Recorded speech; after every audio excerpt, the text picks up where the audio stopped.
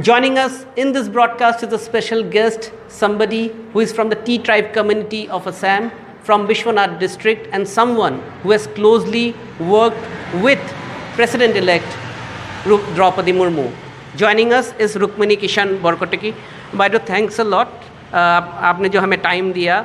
आपसे पहला प्रश्न आपके लिए है कि आप एक चाय बगीचे से हैं असम के, और असम के चाय बगीचे में जो लोग काम करते हैं, आपके पूर्वज उड़ीसा फिर झारखंड वहाँ से आए थे, और आपके कम्युनिटी को ही रिप्रेजेंट करते हैं द्रौपदी मुर्मू जी।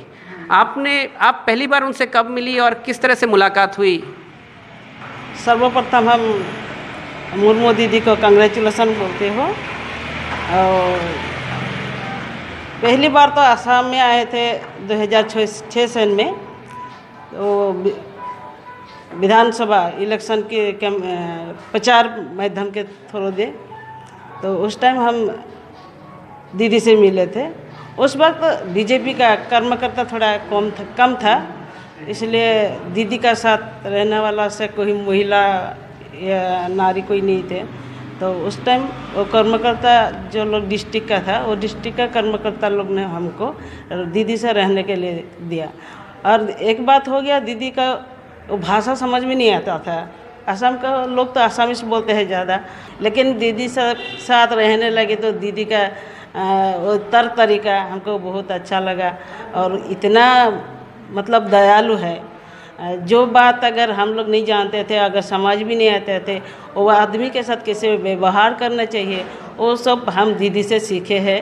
हम लोग का जो गांव का या चाय बागान का उस टाइम परिस्थिति थोड़ा इतना ठीक भी नहीं था, तो दीदी ने बोला था कि चलो हम लोग तो अपना आदमी का गांव में जाते हैं, हम लोग का गांव का आदमी कैसे परिस्थिति में है, कैसे रहते हैं, उन लोग का रहन सहन कैसे है, और लोग का सरकार से कुछ मिला है कि नहीं, ये सब थोड़ा देखेंगे, जानेंगे, पहचानेंगे, वही गांव में हम लोग जाएंगे बोल के।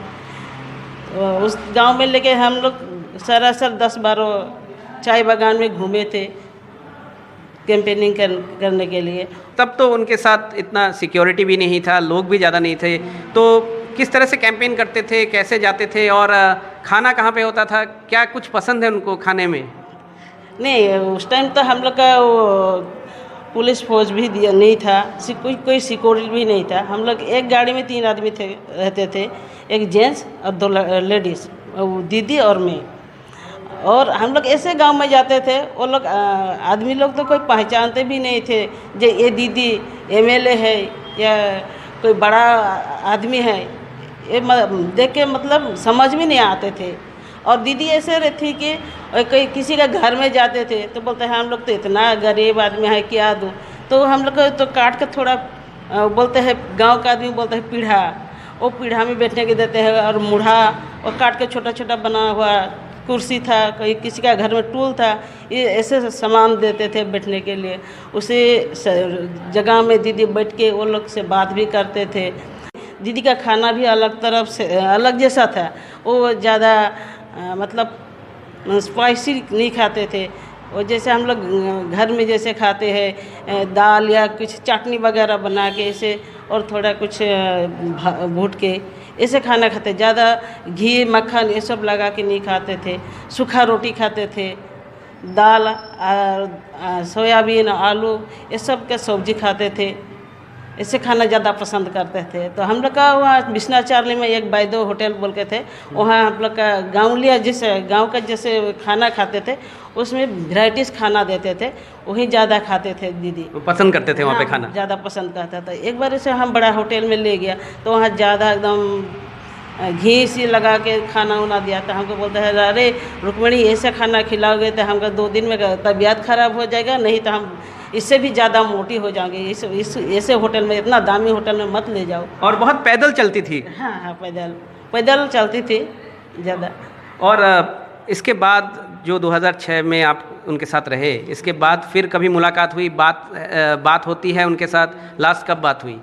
नहीं, जाने के बाद हम दीदी से मुलाकात नहीं हुई थी, लेकिन हम उड़ीसा गए थे एक बार, तो दीदी हमको बोल रहे थे जब तू आ जाए यहाँ थोड़ा उड़ीसा वगैरह घूम के जाओ, घूम फिर के, और यहाँ का गांव भी देख के जो हम जहाँ रहते हैं वो गांव भी देख के जा, लेकिन हमको मौका नहीं मिला और हमको छुट्टी भी इतना नहीं था उस टाइम भी, तो हम जाने नहीं पाए। मगर बात कब हुई उनके साथ लास्ट? बात तो हमको जब तक दीदी विधायक से परिवहन मंत्री बना था ना, उस टाइम भी बात हुए थे, राज्यपाल बने तब भी बात हो रहे थे। तो 2 साल के बाद हमको थोड़ा अपना पर्सनली काम में हम बिजी रह गया और हम लोग का घर में ऐसे हुआ बाढ़ आ गया था, तो बाढ़ से हमारा जो एक डायरी था, दीदी का नंबर था, नंबर भी गुम हो गया और उसके बाद दीदी से भी मुलाकात नहीं हुआ और बातचीत भी हो नहीं पाया।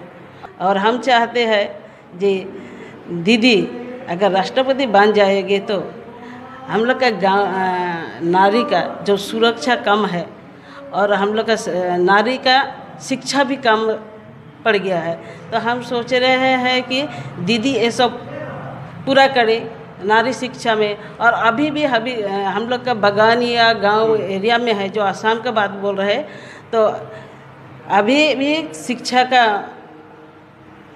मतलब शिक्षा कम है अभी। हाँ, शिक्षा का मतलब उस पर जोर देने की बात है। हाँ, जोर देने की बात है। और लोग भी जानते भी नहीं है शिक्षा क्या है, शिक्षा देने से क्या होती है। अगर शिक्षा होती तो जरूर आज दीदी जैसी और दूसरा भी होती।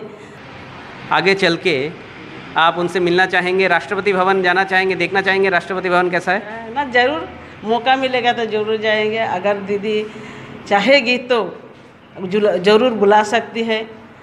और हम भी आप लोग का माध्यम से हम असम सरकार तथा मुख्यमंत्री से एक गुजारिश करूँगी, जब दीदी से एक बार हमको मिला दीजिए। For Rukmini, her Didi is now going to become the president of the country, and she wishes that one of the priority for the president should be education in the Adivasi areas of the country. In Guwahati, with camera person Sanjay Chakravarti, Ratndeep Chaudhary for NDTV.